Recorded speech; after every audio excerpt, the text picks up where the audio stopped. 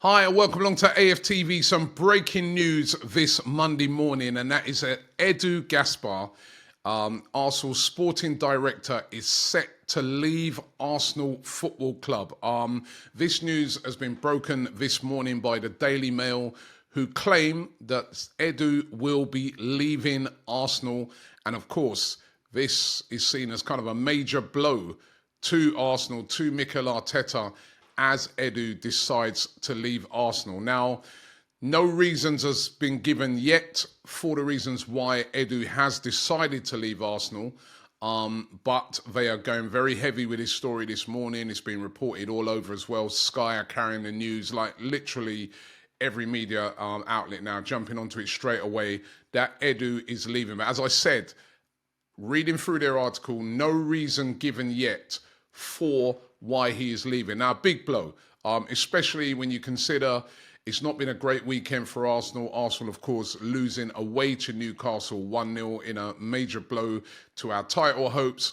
Also, the fact that, not great timing when you consider we've got a game coming up on Wednesday against Inter Milan, a really difficult away game, then followed up by another difficult game away to Chelsea. Two really tough games that could really define Arsenal's season. So Edu leaving at this time really is a surprise, especially when you consider that he nearly left a couple of months ago. Remember, in the summer, Edu had been linked heavily with a move away from Arsenal. It was at the time being said that he was being considered for the role of head of football across the group that's owned by the owner of Nottingham Forest, who owns Forest. He owns teams like Olympiacos as well. And he was, what the rumours were saying, wanted Edu to come in and sort of be in charge of that football operation.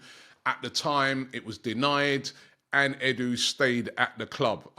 But could that be where he's heading? At this moment in time, nobody really knows. But the rumours is that he is leaving Arsenal. Now, as I said, this is a blow to Arsenal.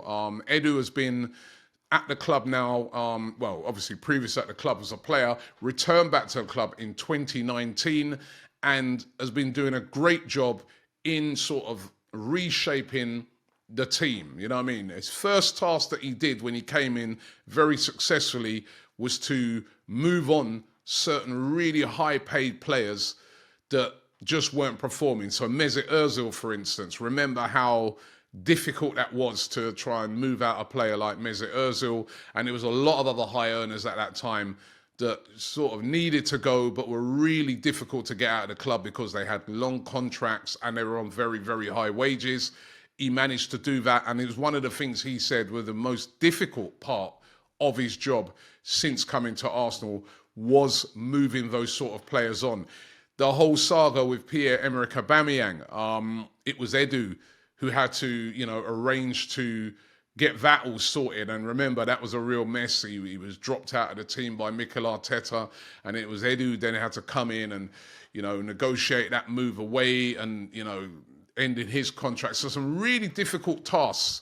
And as I said, he's openly come out and said that was the hardest part. I remember meeting him over in America, and he even said to me, he goes, that was been the hardest part of his job, was moving on those players.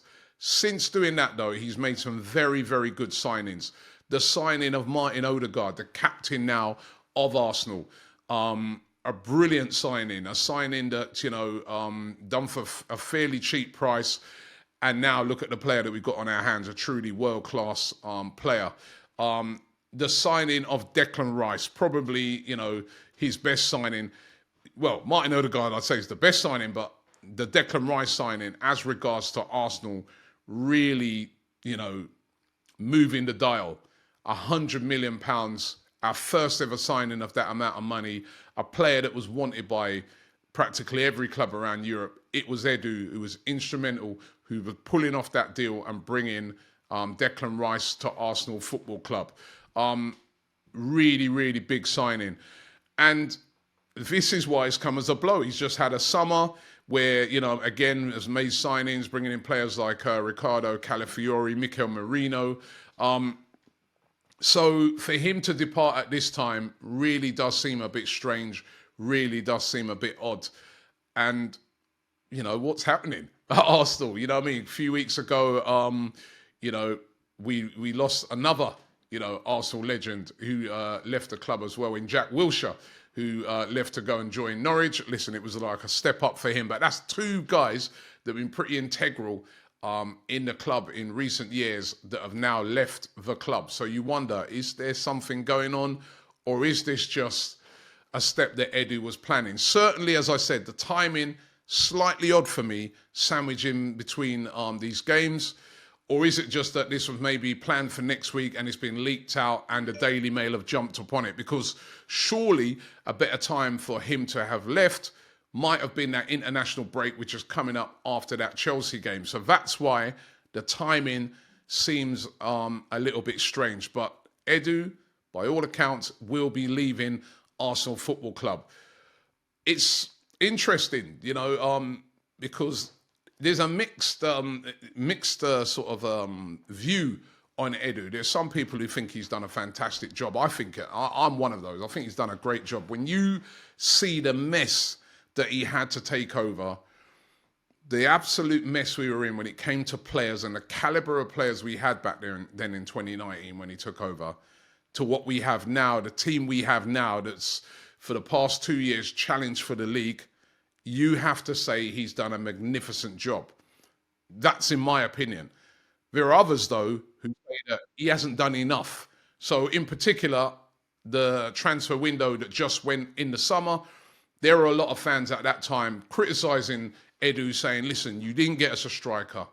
You should have went out there and got us a winger. Of course, a very, very difficult window, the window we just had in the summer. Of course, it was on the back of the Euros. And you notice that there was a lot of clubs that didn't do major signings, and a lot of players were really difficult to get, and the whole window was really, really odd.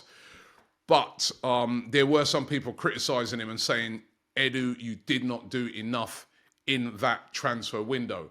But listen, I think if you look at what he's done overall, since he's come in at Arsenal Football Club, he has done a magnificent job, and he's not going to be an easy person to replace.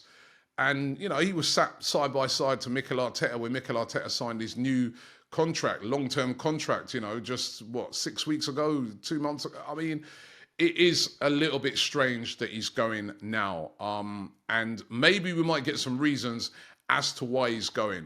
Mikel Arteta, of course, is going to have to give a press conference for the Champions League game. I think that press conference is on Tuesday ahead of the game on Wednesday against Inter Milan away in Italy. So we might learn a little bit more as to the reasons why Edu is leaving. But once again, has been reported widely today, Edu Gaspar, former Invincible, of course, an Arsenal football player, now the sporting director of Arsenal, is leaving Arsenal. We don't know where he's going at the moment.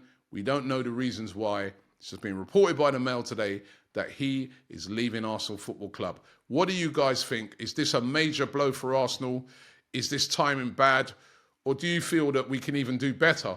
That he didn't do enough in the last transfer window?